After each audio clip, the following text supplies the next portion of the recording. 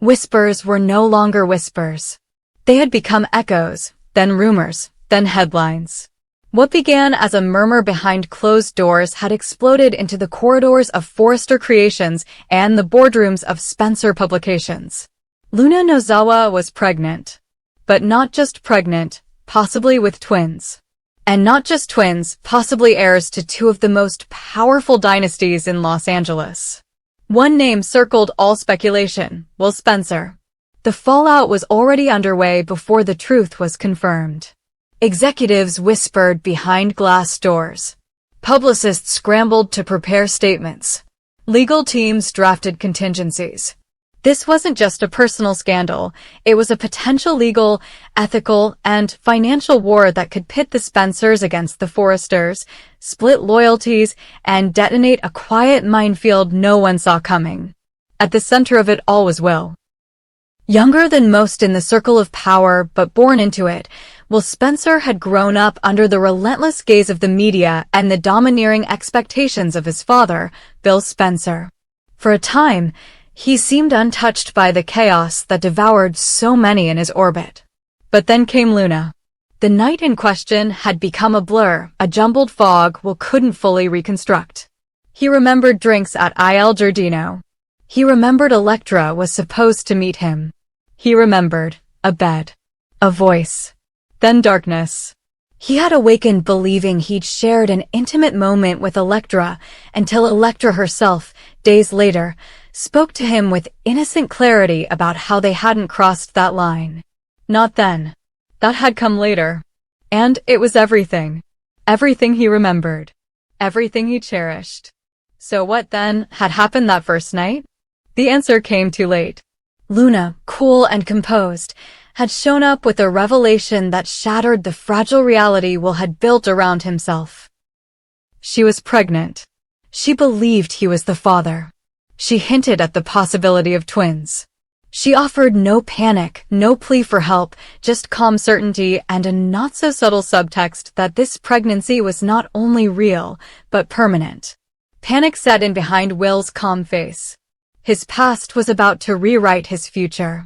And then came the leak. A single piece of paper. Folded. Photocopied. Circulating between desks and inboxes with no clear source. A DNA test. Dated. Stamped. And matching.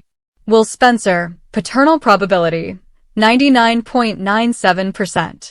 But that wasn't the part that shook the foundations. The test indicated two distinct fetal profiles. Twin embryos. Fraternal. One conclusively matched Will. The other? Undetermined. Unknown paternal marker. Unidentified. Suddenly, the scandal wasn't about one baby. It was about two. Two potential fathers. Two potential legacies. And one woman carrying them both. Whispers turned to roars. Bill Spencer demanded answers. He stormed into Forrester, confronting Ridge and Brooke in the middle of a strategy meeting. "This is your family's mess," he snapped. "You brought her into our circle. You protected her. Now she's dragging my son into a circus of paternity drama and legal chaos." Brooke pushed back hard. "Don't act like Will's a victim here. He's a grown man. If he's involved, he's responsible." "Responsible for what?" Bill barked. "For a child? Or for two? One of whom might not even be his? What if this is another one of Luna's plays for power?" Lee stood silently in the background, face like steel. She hadn't spoken publicly, but behind the scenes, she was already investigating. She'd quietly pulled Luna's medical files. She knew about the hormone treatments Luna had undergone for irregular cycles. She knew there were irregularities in the conception timeline. And she knew Luna wasn't being honest, not even with herself.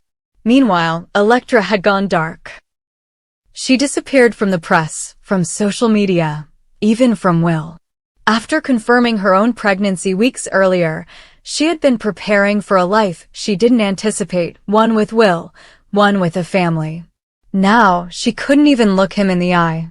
Not when the entire city was buzzing about Luna's twins and the possibility that she wasn't carrying just one Spencer heir, but two. Luna, for her part, remained infuriatingly calm. She refused to take a public stance, dodged interviews, and told those close to her that she wouldn't be rushed into any decisions. But behind that glassy exterior, she was moving chess pieces. Privately, she had already met with a legal team, experts in inheritance law and paternity protection. She was not only planning to secure full legal recognition of Will as the father, but also to ensure that any child born from this pregnancy would be positioned for long-term financial stability. She was drawing up trust accounts, negotiating future royalties from Forrester babywear lines, even positioning herself as a possible brand ambassador for a new mother and child luxury line at Spencer's fashion subsidiary.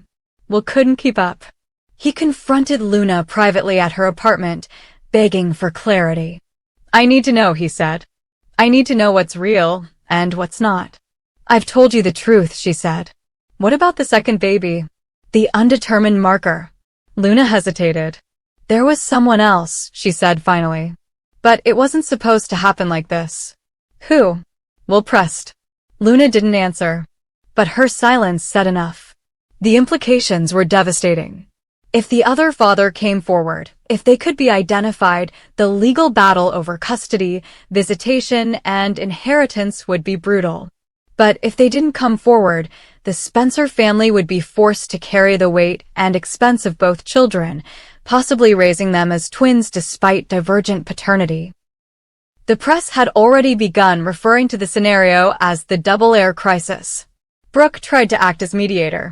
She brought hope to Luna's side, encouraging her to lean into family. But even Hope couldn't deny the weight of what Luna had done. "You didn't just complicate your life," Hope told her. "You dropped a bomb on all of ours." Luna's reply was chilling.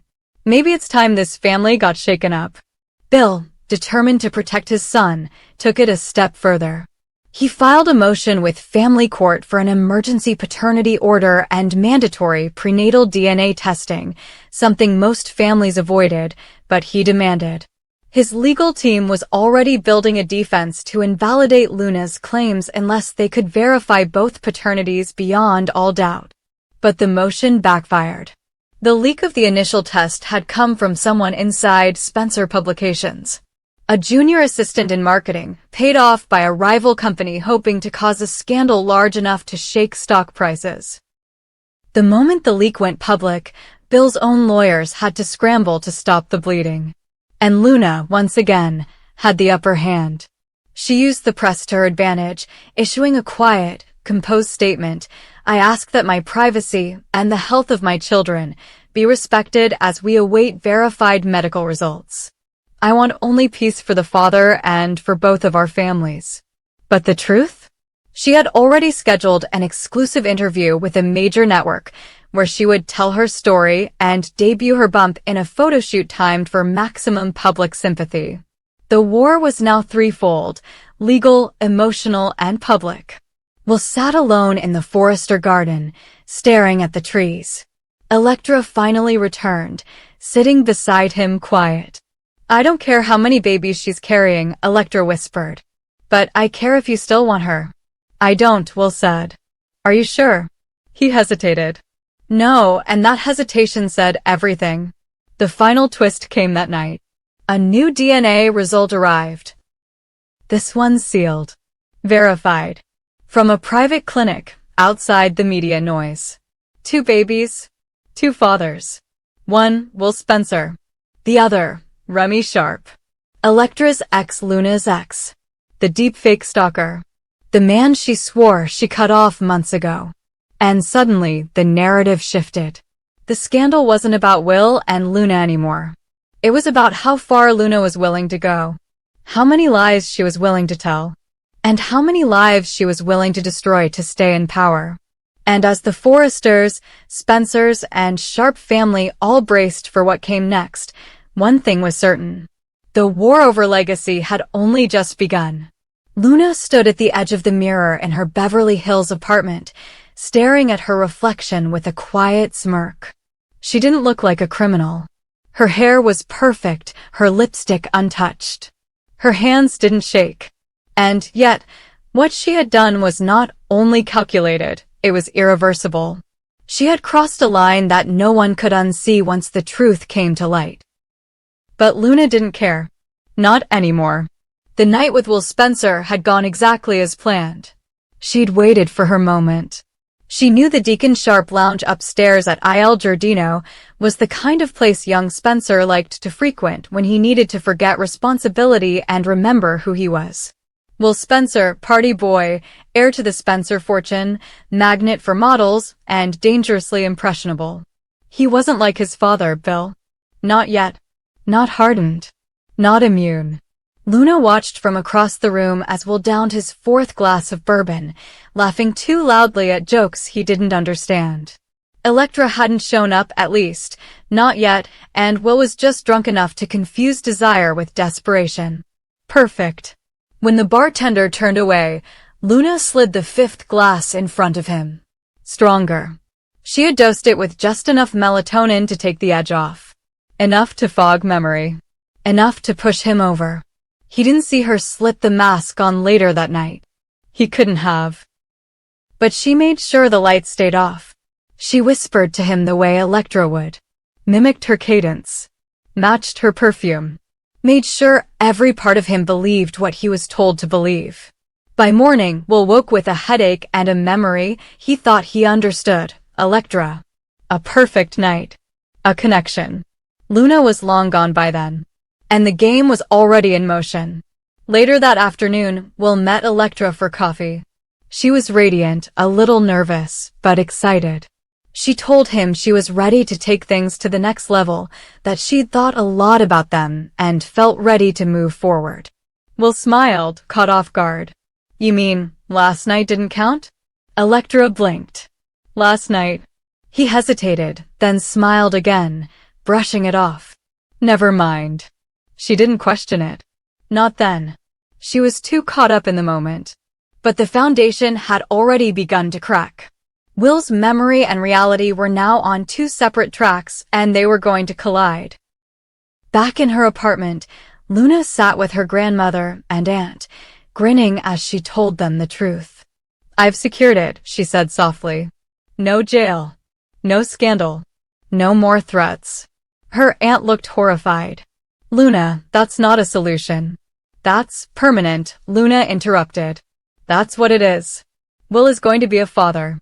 He won't let the mother of his child go to prison. You don't even know if you're pregnant yet. I will be, Luna said, confidently. And when I am, the Spencer name will protect me. Forever. Her grandmother didn't speak.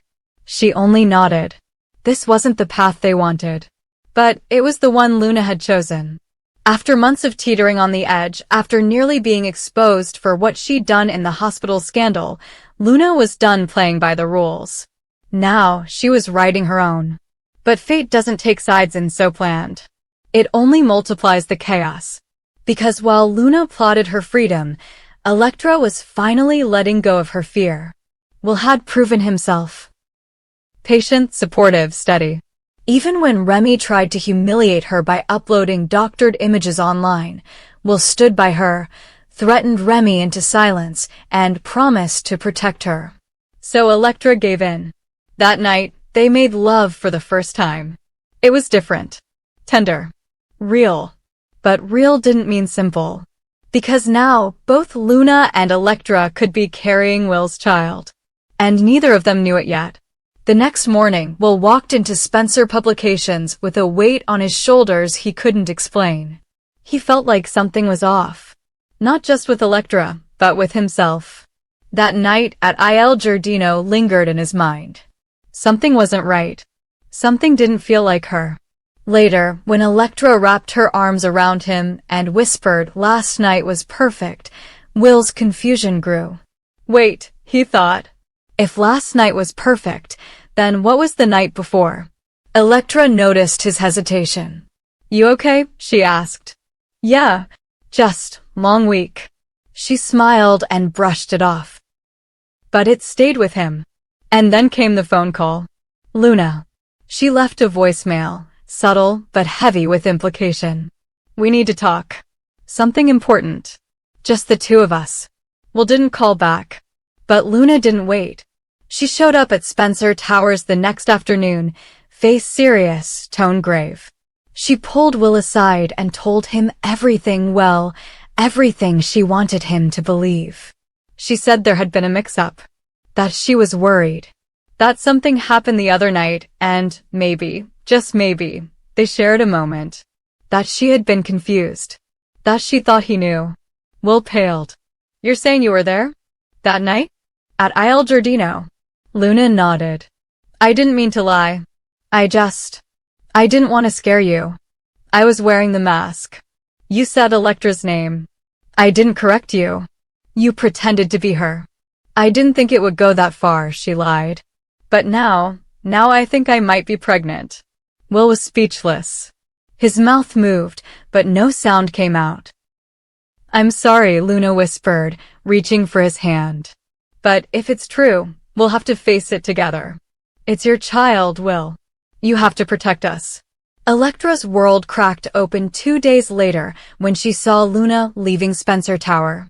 She waited until Will got home that night, then confronted him. He didn't lie. He told her everything. The confusion. The gaps. The possibility. I don't remember, he said, voice heavy. But Luna does. And she says she's pregnant. Electra said nothing. She only stared. And then, with ice in her voice, she said, so am I. Will staggered back. 2 women. 2 nights. 2 pregnancies. 1 brutal truth. He had no idea who was telling the truth. Or what to believe. But in the world of the bold and the beautiful, the truth is rarely the end of a story. It's just the beginning.